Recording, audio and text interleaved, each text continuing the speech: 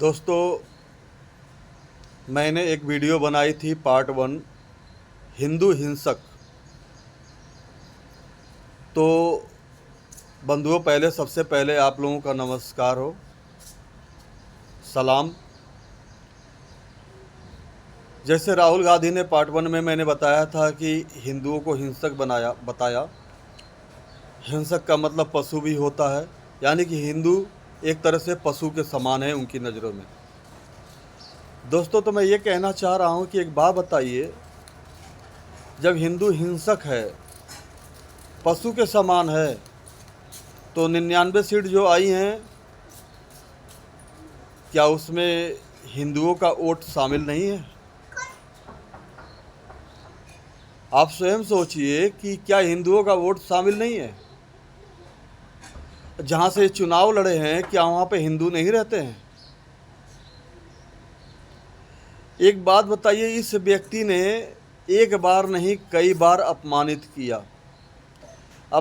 किया, शोषण भी किया। इनकी सरकार में एक पक्ष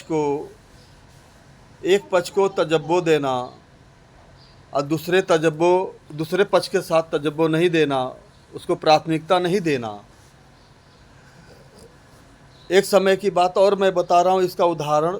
जब मुलायम जी मुख्यमंत्री थे, जब उत्तर प्रदेश के, या बसपा के मायावती जी जब मुख्यमंत्री थी उत्तर प्रदेश के, मैं मायावती जी की बात और मुलायम सिंह जी की बात एक बात बताता हूँ। जब ईद बकरीद आती थी, जब मुस्लिम भाइयों का कोई त्यौहार आता था, तो उस समय बिजली ना, जब इतने बड़े खंबे भी नहीं लगे थे, इतने पावर हाउस भी नहीं थे, उस समय इतना विकास भी नहीं था, फिर भी इतने लाइट, इतनी बिजली, जैसे ऐसे लगता था कोई सिटी बन गया हो। लेकिन उसी समय जब कोई हिंदुओं का पर्व आता था, त्यौहार आता था, तो कोई ऐसा कद्दावर नेता जो मुस्लिम, या उनके कहने पे यार किस वजह से उस समय बिजली काट दी जाती थी, नहीं मिलता था। क्या उस समय बसपा सुप्रीमो मायावती जी को क्या कोई वोट नहीं देता था? क्या मुलायम जी को कोई वोट नहीं देता था? अरे अपने ही घर में हिंदू बेइज्जत हुए, अपने ही घर में हिंदुओं का शोषण हुआ, अपने ही घर में हिंदुओं के साथ भेदभाव किया गया, और उसके बदले में हिंदुओं ने हमेशा वोट किया। क्या बता सकते हैं आप लोग, सिर्फ मुसलमान के वोट देने से, क्या मुसलमान भाई के सिर्फ वोट देने से क्या कोई सत्ता पे काबिज हो सकता है? अरे मैं तो इतना तक कहता हूँ, एक मुसलमान भाई के वोट देने पे, एक धर्म के वोट देने से, मैं बताता हूँ ना कि एक आदमी विधायक भी नहीं बन सकता है कोई। सिर्फ एक पक्ष के वोट देने से कोई विधायक भी नहीं बन सकता है। विधायक भी मैंने बहुत बड़ी चीज़ बता दी। कहा जाता है सभी लोग संगठित होकर वोट करते हैं, तो राहुल गांधी जी को हिंदुओं ने भी वोट किया है। तो ऐसा है उनके अंदर कि जब हिंदू हिंसक हैं, इतना लच्छेदार जब संसद में सुनाते हैं सबको, तो उनको खुद शर्म आनी चाहिए। मैं हिंदुस्तान का एक नागरिक होने के नाते, और मुझे बोलने का जो अधिकार है, उसके तहत मैं ये कहना चाहता हूँ कि उनको हिंदुओं के पास जाकर वोट नहीं मांगना चाहिए। अरे भाई, जब नफरत करते हो तो हमेशा के लिए करो ना। ये कौन सी बात हुई, जब वोट लेना हो तो मैं आपको 1 लाख दूंगा तो 7,500 रुपये महीने दूंगा, मैं आपके साथ ये करूंगा, मैं ये कर दूंगा, वो कर दूंगा। और जब सब कुछ हो जाने के बाद उन्हीं हिंदुओं को हिंसक जानवर बना दिया जाता है। लेकिन आप में दोस्त नहीं है राहुल गांधी जी, दोस्त तो हिंदुओं में है। जो कहा जाता है ना कि एक दूसरे का पैर खींचने में लगे रहते हैं। और सबसे बड़ी बात तो ये है कि हम हिंदुओं में चोली, घघरा, कच्छी, दारू, पैसा के लालच में, साड़ी के लालच में हम बड़ी कीमती वोट को बिना सोचे समझे न्यौछावर कर देते हैं। ये नहीं देखते हैं कि अगला वो वोट लेकर मेरी ही मारेगा। अगला वो नहीं सोचते, क्योंकि उनको मान सम्मान का थोड़ा भी ख्याल नहीं होता। उनको तो बस अपने से मतलब होता है, जो मिल गया सो मिल गया। अरे मिलता तो भिखारियों को भी है, वो भी कटोरा लेकर दिन भर घूमता है, उसको भी मिलता है, लेकिन वो भी शाम के टाइम बड़े खुश होकर भगवान का शुक्रिया कहकर वो रोटी का निवाला मुंह में डालता है। हम भी बाबा साहब की किताबें मैंने भी पढ़ी है। बहुत से लोग संविधान लगता है कि संविधान की रक्षा करने वाले बहुत इस समय आ गए हैं। चंद्रशेखर रावण जी से लेकर बहुत संविधान के तहत, संविधान के चलते, संविधान के तहत, संविधान ही सब कुछ, बाबा साहब अरे भैया, मैं तो एक बात ये कह रहा हूँ कि बाबा साहब को दलित नेता जितने भी हैं कोई कुछ नहीं मानता, चाहे राहुल गांधी से कोई कुछ नहीं मानता बाबा साहब को। बाबा साहब जो हैं, बाबा साहब डॉक्टर भीमराव अंबेडकर जी पूजनीय हैं, एक महापुरुष हैं जो हिंदुस्तान ने उनके जैसा माइंडेड पढ़ा लिखा खो दिया। बहुत ऐसी बातें हैं जो बाबा साहब ने खुद किताबों में नहीं लिखा, ना कुछ कहा, लेकिन कुछ दलितों का मसीहा बताने वाले अपने आप को, अपने मन गढ़ंत बहुत ऐसी बातें कहते हैं जो कि यहाँ तक ले साबित करने की कोशिश करते हैं कि बाबा साहब ने ही कहा है, लेकिन ऐसा कुछ नहीं है। बाबा साहब पूजनीय हैं, उनको दिल से नमन करना चाहिए, दिल से हमेशा याद करना चाहिए, दिल में रखकर, उनकी जगह यहाँ है, यहाँ रखकर उन्हें हमेशा याद करना चाहिए, हमेशा ऐसा करके सर झुकाना चाहिए, क्योंकि उन्होंने अंग्रेज़ों से छुटकारा दिलाने में सबसे बड़ा योगदान है उनका। लेकिन कुछ ऐसे टुच्चे नेता हैं जो दलित के मसीहा बताने वाले, कि बाबा साहब की किताबें लेकर, बाबा साहब की बातें को लेकर हर समय राजनीति, गलियारे में राजनीति करने की कोशिश करते, सिर्फ वोट लेने के लिए, कुर्सी हथियाने के लिए, विदेशों में होटल बनवाने के लिए, अपना अकाउंट भरने के लिए, अपने ऐशो आराम के लिए। लेकिन जनता मूर्ख है कि वो समझती नहीं है। बताइए दोस्तों, बाबा साहब को बार बार हाथों में लेकर, उनकी किताबों को बार बार, क्या मतलब, किसको नहीं पता है बाबा साहब के बारे में। मैं गुप्ता हूँ, जात का बनिया हूँ, मैं भी अंबेडकर समाज पार्टी से जुड़ा हूँ। बाबा साहब की पूरी किताब पढ़ी, 3 दिन लगे किताब को पढ़ने में। मैंने समझा है, जाना है मैंने उनको। हर समय देखो, चंद्रशेखर रावण से लेकर सब कोई बाबा साहब, संविधान हम बचाते, संविधान के चलते बाबा साहब ने ये कहा, हम उनके रास्ते चलते। अरे भैया, कहते क्यों हो? चाहे राहुल गांधी, चाहे अखिलेश यादव, कोई भी है, हमारे देश के बहुत होनहार नेता हैं ये लोग, लेकिन कहते क्यों हो भाई आप लोग? मैं तो तुच्छ इंसान हूँ, आप लोग के सामने मैं क्या बोलने की हैसियत रख सकता हूँ? आप तो लोग बहुत बड़े मुख्यमंत्री भी रह चुके हैं, प्रधानमंत्री भी रह चुके हैं, सांसद हैं कोई। भाई आपके पास तो हमसे भी ज़्यादा दिमाग होगा। अगर आपके इतना दिमाग होता तो मैं भी आपके जगह पे होता। लेकिन भाई, हिंदुस्तानी नागरिक होने के, हिंदुस्तानी होने के नाते बोलने के जितना मुझे अधिकार प्राप्त है उतना मैं बोलता हूँ। तो एक बात मैं पूछना चाहता हूँ कि एक बात बताइए, आप लोग समझदार हैं, बार बार बाबा साहब को आगे रखकर वोट लेने की राजनीति क्यों करते हो? अरे इतना ही अगर बाबा साहब को मानते हो तो मैं उस दिन समझूंगा सभी लोगों को जिस दिन बाबा साहब का नाम अपने मुंह से मत लेना मीडिया के सामने। मैं उस दिन समझूंगा कि आप बाबा साहब की कद्र करने लगे हो, मानते हो। मंच पर खड़े होकर भाषण के दौरान बाबा साहब का नाम मत लेना। उस समय कहीं जाना 4 लोगों के बीच में तो बाबा साहब का, वहां पे बाबा साहब को आगे रखकर बात मत करना। कभी मीडिया के सामने बाबा साहब का नाम मत लेना, चर्चा का विषय मत बनाना। संसद में खड़ा होकर बाबा साहब डॉक्टर भीमराव अंबेडकर जी को कोई मुद्दा मत बनाना। तब मैं उस दिन समझूंगा, मैं खुद समझूंगा कि हाँ, अब सभी लोग ऐसे महान पुरुष को दिल से पूजने लगे हैं, मानने लगे हैं। अरे कौन नहीं जानता है बाबा साहब के बारे में? आप लोग मीडिया के सामने खड़ा होकर बताएंगे, संसद में चिल्लाएंगे, भाषण के दौरान बोलेंगे, तभी सब जानेगा। जानने को सभी जानते हैं, उनके त्याग को सभी लोग जानते हैं, उनके तकलीफ़ों को सब जानते हैं, कितना उन्होंने तकलीफ झेला है सब जानते हैं।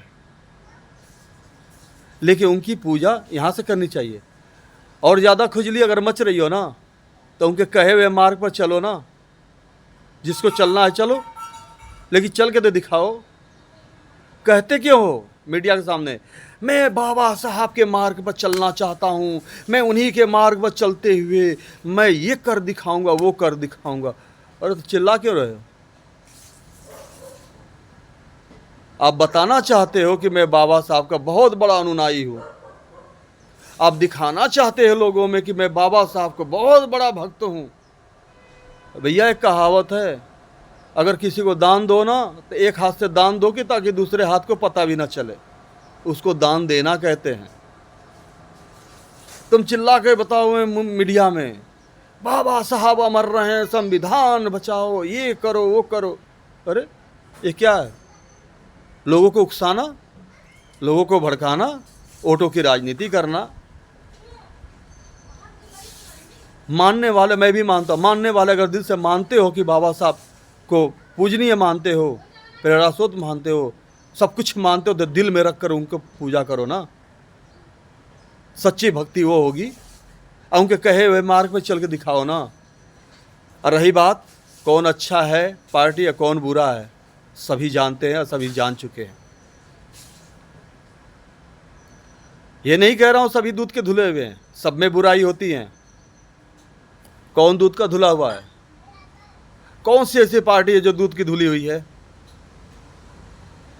जो कहते हैं हम विकास करेंगे, ये करेंगे, वो करेंगे, मैं यहाँ ले जाऊंगा, वहाँ ले जाऊंगा। अरे मैं कहता हूँ कौन विकास, मैंने कौन पार्टी ऐसी है जो दूध को धुला हुआ है? किसी में गलतियाँ ज़्यादा है तो किसी में कम है। हर समय जनता को ही बेवकूफ़ बनाया जाता है।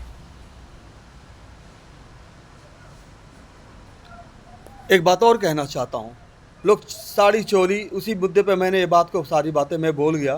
साड़ी चोली बाड़ी लहंगा पाउच सीसी पैसे पे लोग अपना वोट दे देते हैं, लेकिन आगे ये नहीं सोचते हैं कि हमारा देश विकास क्या करेगा और हम किसको वोट दे रहे हैं, सही है या गलत है। बाबा साहब ने कहा है, जैसे हम अपने बेटी को 18 साल तक ले पाल पोस कर बड़ा करते, बड़े मान सम्मान इज्जत के साथ रखते हैं, जिस तरीके से हम 18 साल तक ले सेवा करके पाल पोस कर अपने बेटी को बड़ा करते हैं, फिर उसके बाद उसके मान सम्मान के साथ किसी ऐसे पुरुष के साथ उसका रिश्ता तय कर देते हैं जहाँ पे वो खुशहाल हो, उसे तकलीफ़ ना हो। इसका मतलब समझे? उसी तरह से 18 साल के बाद वोट देने का अधिकार प्राप्त होता है, युवा या चाहे युवती हो। उसी तरह से 18 साल तक जैसे अपने आप को संभाल कर सजो कर हमने उस एक कीमती वोट जिसने अधिकार दिलाया उसको हम 18 साल के बाद जैसे हम बेटी किसी सुरक्षित हाथों में देते हैं, उसी तरह से हमें अपने वोट को भी अपने बेटी समझकर किसी ऐसे सुरक्षित हाथों में दिया जाए जहां पर वो मेरा वोट महफूज रहे।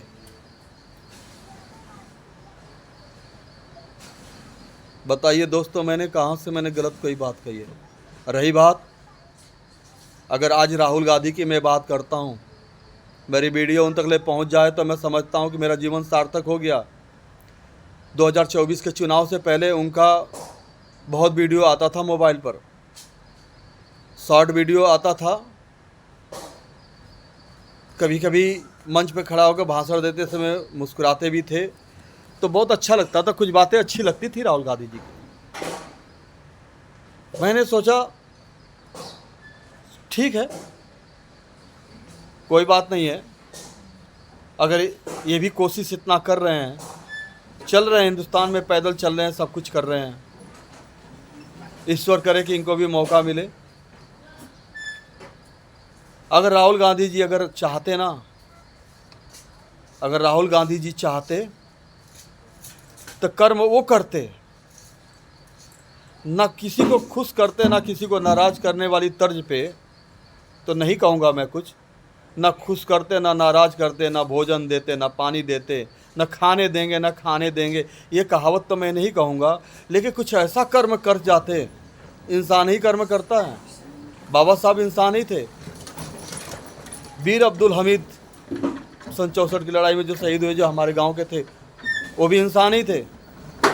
बाबा साहब भी इंसान थे, भगत सिंह भी इंसान थे, चंद्रशेखर जी भी इंसान थे, राजगुरु सुखदेव विश्वनाथ, सभी लोग मतलब इंसान ही थे। योगी जी भी इंसान है। आज उनके कर्मों को देखिए। अगर सबके नज़रों में मोदी जी बहुत ज़्यादा बुरा है, तो मैं मानता हूँ चुनाव के दौरान कुछ योगी के साथ जो भी बात हुई हो, मैं उससे थोड़ा सा दुखी हूँ, लेकिन मैं मोदी जी से उतना भी दुखी नहीं हूँ कि हमें दिखता है, सभी लोगों को दिखता है कि ये देश कहाँ से कहाँ जा रहा है, क्या परिवर्तन हुआ है। अब परिवर्तन हो रहा है। जो विदेशों में कोई जानता भी नहीं था, आज उसकी बात सुनने के लिए लोग मजबूर हो जा रहे हैं। पहला ऐसा कुछ भी नहीं था, लेकिन अब हो रहा है। हाँ, मैं मानता हूँ कि महंगाइयों का सामना करना पड़ता है। दोस्तों, एक बात बताओ, दोनों फायदे कैसे हो सकते हैं? कहा जाता है कुछ पाने के लिए त्याग करना पड़ता है। तो एक बात बताइए, क्या मोदी जी हमारे नौकर हैं या मोदी जी हम लोग के भगवान हैं? कि हमने भगवान से मान लिया कि भगवान तो सब कुछ कर सकता है, भगवान के हाथों में सब कुछ है, सब कुछ कर सकता है, हमें हर परेशानियों से दूर रख सकता है और हमें आगे भी बढ़ा सकता है, हमारे स्थान को भी आगे बढ़ा। मोदी जी भगवान है, एक इंसान है, वो कर्म कर रहे हैं। एक इंसान को अपना परिवार तो संभाल नहीं सकता, ज़रूरतें पूरा कर नहीं सकता, वो पूरे हिंदुस्तान की ज़रूरतों को पूरा करते हुए अपने इस हिंदुस्तान को आगे ले जाते हुए और उसके मान सम्मान को रखते हुए, उसका विदेशों में नाम रखते हुए, उसकी गरिमा बनाते हुए, इतना बड़ा उत्तरदायी, बहुत सारी शब्द हैं, उतना बड़ा उत्तरदायी हर किसी के बस की बात नहीं होती है। इससे पहले भी बहुत प्रधानमंत्री थे, कांग्रेस के समय में कितने सालों तक प्रधानमंत्री थे, लेकिन वो युग हमने नहीं देखा जो आज के दौर में जो युग देखना पड़ रहा है हम लोगों को। हम खुश हैं आज। तो भैया, कुछ पाने के लिए त्याग करना पड़ता है। क्या त्याग करने की जिम्मेदारी सिर्फ मोदी जी की है? क्या त्याग करने का ठेका सिर्फ मोदी जी का ही है? क्या हम भारतवासियों का नहीं है? क्या थोड़ा भी फर्ज नहीं बनता है? कुछ भी हमारा दायित्व नहीं बनता है? हम इतने से बातों के लिए नाराज हो जाते हैं। मैं तो राहुल गांधी जी से विशेष तौर से मैं कहना चाहता हूं, देखिए, जितना भी आपके पास धन दौलत है, जितना भी आगे भी एडजस्ट कर सकते कर लीजिए, अपने अंत काल तक जितना भी धन अर्जित करना है कर लीजिए, लेकिन मैं आपको चैलेंज करता हूं अपने वीडियो के माध्यम से, आपकी हिम्मत नहीं है, आपकी औकात नहीं है, आप ही की नहीं, किसी नेता की और किसी इंसान की, विश्व की बात कर रहा हूँ, पूरे वर्ल्ड की बात कर रहा हूँ, किसी के माई ने इतना दूध नहीं पिलाया, किसी की इतना औकात नहीं है कि जो मरने के बाद भी 1 रुपया लेकर जा सके।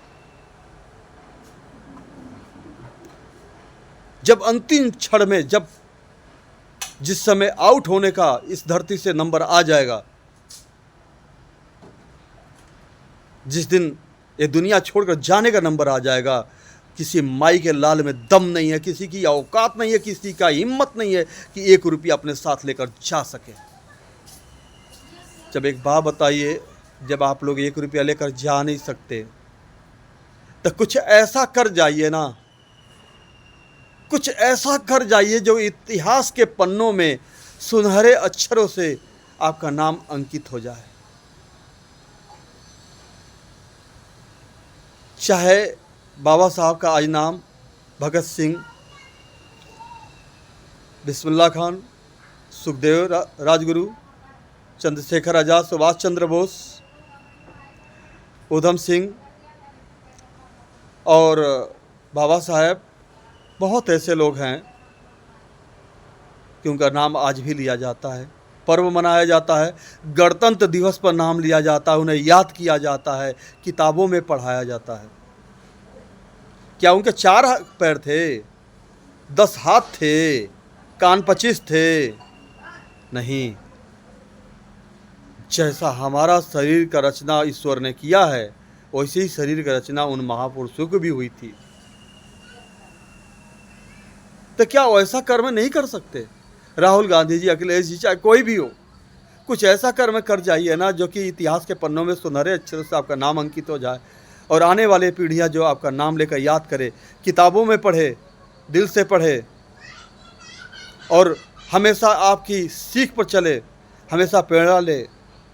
जैसे महापुरुषों की लोग कहानियाँ सुनते हैं, वीडियो के माध्यम से, किताबों के माध्यम से उस पर चलने की कोशिश करते हैं। आने वाली पीढ़ी जो आपके कर कमल हैं, यानी यूँ कह लीजिए जो आपके कर कदमों के पदचिन्हों पर चलने की कोशिश करेंगे। लेकिन ऐसा नहीं है। राहुल गांधी जी, आप तो कुछ ऐसा कर जाइए। अब तो आप युवा भी नहीं रहेंगे, कुछ ऐसा कर जाइए। लेकिन नहीं करेंगे आप लोग, क्योंकि राजनीति करनी है। आप लोगों को मुद्दा बनाना है, मुद्दा ढूंढना है, सामने वालों को कैसे पटखनी देना है, बस इसी सब चक्करों में। और उसके बाद ये भी टेंशन है कि आगे चुनाव में अरबों रुपया खर्च होना है। रुको पहले उन अरबों रुपया, क्या पता हारे, पासा पलटना हो। अगर 1 अरब रुपया चुनाव में लगा है एक सांसद में, चाहे 50 करोड़ लगा है, तो रुको 100 करोड़ पहले हथिया लो कि आगे की चुनाव में फिर खड़ा करना है मुझे कैंडिडेट। कितने कैंडिडेट आपके हार गए, नुकसान हुआ, रुको उसका भरपाई कर लो 99 सांसदों से, या 20 सांसदों से, या 10 सांसदों से, पहले उसकी भरपाई कर लो। जितने हारे हैं उन पर भी तो पैसा लगा है। चुनाव प्रचार पहले उसकी असूली होगी। भाई असूली नहीं करेंगे तो फिर 5 साल के बाद 1 बार संभाल सकते हैं, फिर 5 साल के बाद 2 बार संभाल सकते हैं, फिर आने वाले समय में तो आप जीरो हो जाएंगे, आपके पास 1 रुपया नहीं बचेगा। मानता हूँ कि 5 साल असूली नहीं किए, चलिए ठीक है, फिर चुनाव लड़ गए, आपके पास इतना है, फिर 5 साल, 10 साल, 20 साल, 25 साल, उसके बाद तो आप जीरो हो जाएंगे। हम लोगों की तरह 1 रुपया के लिए भटकते रहेंगे।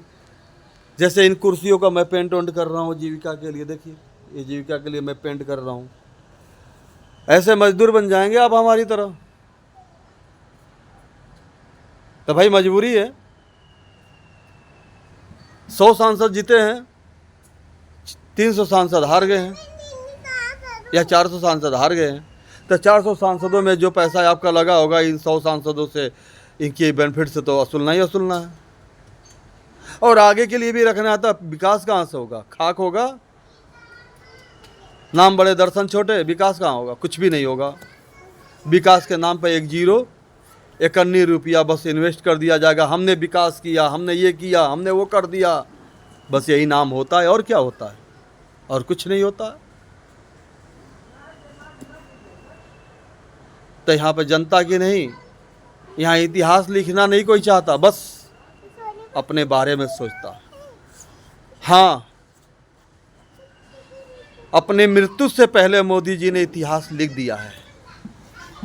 अपने मृत्यु से पहले, उससे भी बढ़कर, मोदी जी से भी बढ़कर योगी जी ने इतिहास लिख दिया है।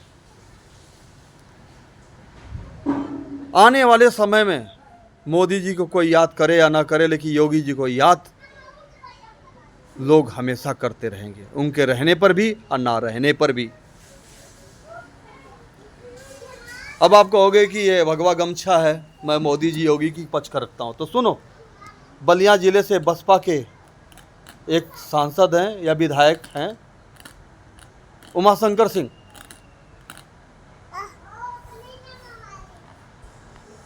वो साल में 2 साल में कई 100 बहन बेटियों की शादी भी करवाते हैं। मैं गया हूँ उनके यहाँ।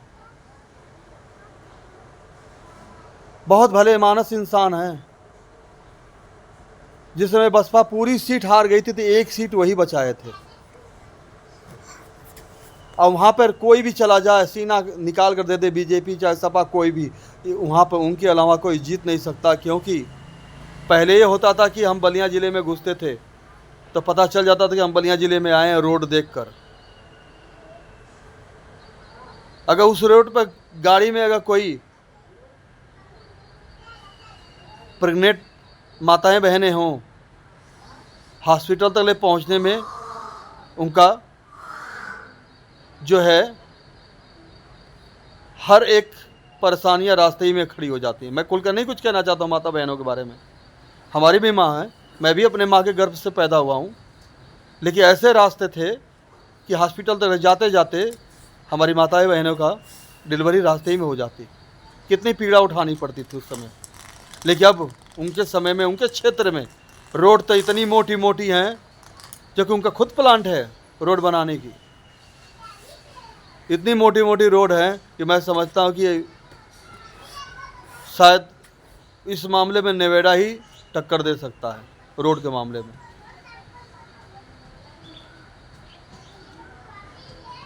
और रही बात, आ जाइए मैं गाजीपुर ज़िले में एक बात करता हूँ।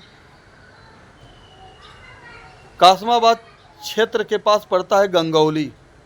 गाजीपुर ज़िले में कासमाबाद ग्राम सभा के पास पड़ता है गंगौली। वहाँ की हैं सदाब फातिमा। सदाब फातिमा जी हैं, हमें लोग के गांव की बहन बेटी हैं और सपा की विधायक भी रह चुकी है गाजीपुर ज़िले से, जौहराबाद विधानसभा से। उनके जैसा भी नेता मैंने सपा में नहीं देखा। लोगों ने उन्हें बदनाम भी किया कि शिवपाल की एक ही आत्मा गाजीपुर से सदाब फातिमा, शिवपाल की एक ही आत्मा गाजीपुर से सदाब फातिमा। हर लोग शिवपाल जी का, उनको अब क्या कहूँ, बहुत बुरा शब्द है उनका, चाहे यूँ कह रही है कि उनकी चेली, क्या क्या शब्दों से मतलब लोग कहते थे। लेकिन वो एक कर्मठ नेता, विकास के मामले में मैं उनको भी सम्मान करता हूँ। जैसे बसपा के बलिया ज़िले के उमाशंकर सिंह को सम्मान करता हूँ, वैसे ही मैं सदाब फातिमा जी को भी सम्मान करता हूँ।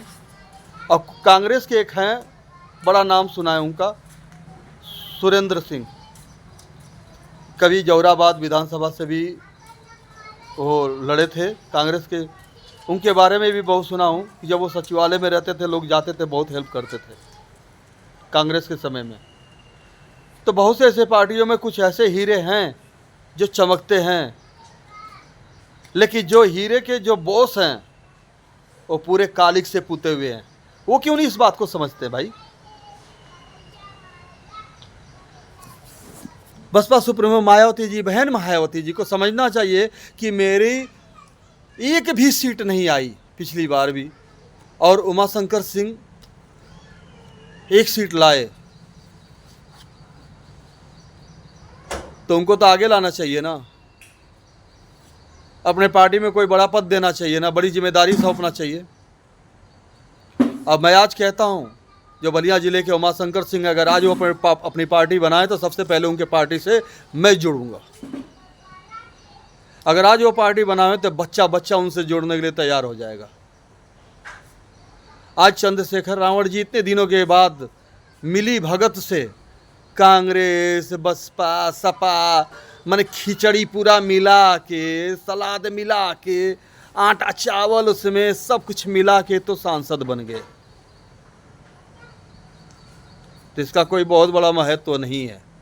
लेकिन वो व्यक्ति बिना किसी के समर्थन, बसपा का वो लीडर उमाशंकर सिंह विधायक बनते हैं, वो सबसे बड़ी तारीफ की बात है। उस व्यक्ति को आगे बढ़ाना चाहिए। अगर वो व्यक्ति चाहता आज के दौर में पार्टी अपनी बनाना, तो मैं कहता हूँ ना, बिना खिचड़ी के केवल उसके नाम पे 10, 15 या 20 सीट निकाल ले जाएगा। ये होते ही अच्छा ही। मैं समझता हूँ सच परेशान होता है लेकिन पराजित नहीं होता है बंधुओं। तो राहुल गांधी जी का जो हिंदुओं को हिंसक बोलना, ये हमें बहुत बुरा लगा। और रही बात, इतने ही हिंदू अगर हिंसक हैं, मान्यवर राजेश्वर, पूज्येश्वर राहुल गांधी, मुक्तेश्वर, महादेवेश्वर, ईश्वरेश्वर, परमात्मेश्वर, सभी कुछ आप ही हैं। आप जगत पिता हैं राहुल गांधी जी। आप तो ऐसे महान विभूति हैं, सृष्टि आप ही के इशारे से चलती है।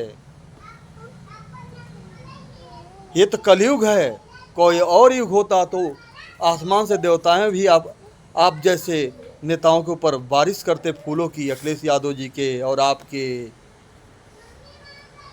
अरे इतने सीट आने के बाद आपको घमंड हो गया।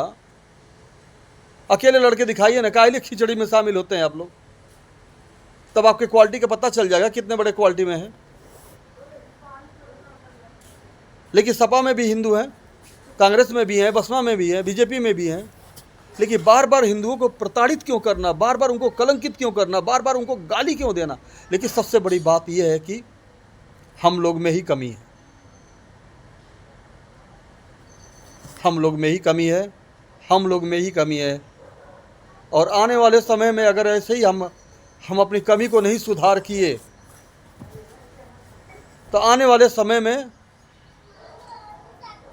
वो दिन जरूर देखना पड़ेगा जिस समय बाबर और औरंगजेब, मुगल के समय में जो देखना पड़ा था, वो दिन जरूर देखना पड़ेगा। और लास्ट में एक बात और मैं बताता हूँ, ये मेरा पार्ट 2 है वीडियो। हिंदू हिंसक पार्ट 1 मैंने वीडियो डाल रखा है, ये पार्ट 2 है वीडियो। मैं अलग एक वीडियो में मैं आपको बताऊंगा। एक मुसलमान मेरा दोस्त था, उस दोस्ती की कहानी मैं अपने वीडियो के माध्यम से बताऊंगा। मैं यहाँ पर कोई किसी में कमी नहीं, ना हिंदू मुस्लिम सिख ईसाई में, लेकिन हम खुद चूतिया हैं। थोड़ा सा तजब्बो कोई पार्टी ज़्यादा दे दिया, ओ ये हमारे तो बहुत बड़े रहनुमा हैं, अरे ये तो हमारे साथ टोपी पहन के वो नमाज अदा कर रहे हैं, वो ईद बकरीद में हमारे साथ रोज़ा त्योहार कर रहे हैं। अरे कुछ नहीं, वो क्या करते हैं आप लोग को भी पता है, लेकिन ऊपरी मन से बुलबुले हो जाते हैं। पहले क्यों नहीं होता था लड़ाई झगड़े हिंदू मुसलमान में? कंधे से कंधा मिलाकर आज़ादी के लिए लड़ा, कंधे से कंधा मिलाकर एक दूसरे का सहयोग करते थे। हम बताएंगे अपने दोस्ती की कहानी, अब कुछ अपनी आंखों देखा हुआ भी हाल बताएंगे हम अगली वीडियो में। लेकिन आज के दौर में ऐसा क्यों होता है? बहुत समझने वाली बात है। चलिए ठीक है, मैं मानता हूँ, मैं तो वोट देने गया नहीं। मैं 2-3 बार हो गया, तीसरी बार है प्रधानमंत्री बनते हुए मोदी जी को मैं वोट नहीं देने नहीं गया, ना योगी जी को देने गया। मेरी इतनी गरीबी लाचारी है कि मैं अपने परिवार को लेकर यहीं पर रहता हूँ, मैं जा नहीं पाता, और रोज़ कुआं खोदता हूँ, रोज़ पानी निकालता हूँ पीने के लिए।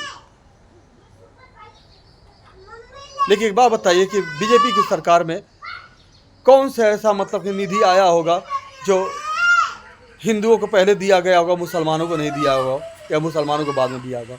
बस इसी का जवाब बता दीजिए आप लोग। दोस्तों, मैं अपनी बातों को मैं बहुत ज़्यादा काफ़ी बोल चुका, और मैं काफ़ी दिनों से सोच रहा था कि मैं अपना दूसरा पार्ट डालूं, और मेरे से जो भी अगर मेरे शब्दों में अगर कहीं से भी गलती नज़र आए तो मुझे हाथ जोड़कर मैं क्षमा याचना करता हूं, माफ़ी मांगता हूं मैं सभी धर्म के भाइयों से। मुझे किसी का दिल दुखी करने का कोई इरादा नहीं है।